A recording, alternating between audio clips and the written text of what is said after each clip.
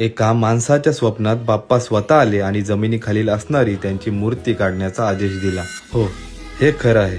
या व्हिडिओमध्ये तुम्ही पाहतात कोकणातील वेंगुर्लेमधील रेडी गावातील प्रसिद्ध गणपती मंदिर. त्याला रेडीचा गणपती म्हणूनही ओळखले जाते आणि या मंदिरामागची कथा तर अगदी चमत्कारिकच आहे. काही वर्षापूर्वी रेडी गावातले श्री कांबली यांचा डंपर अचानक एका ठिकाणी अडकला.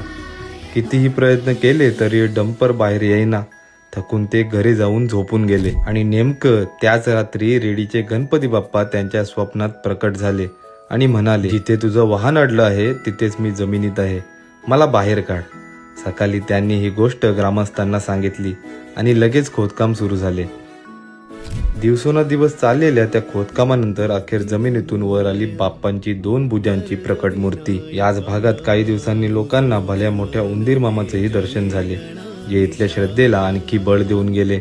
जर तुम्ही कधी कोकणात आलात तर या चमत्कारिक बाप्पाचे दर्शन नक्कीच करा आणि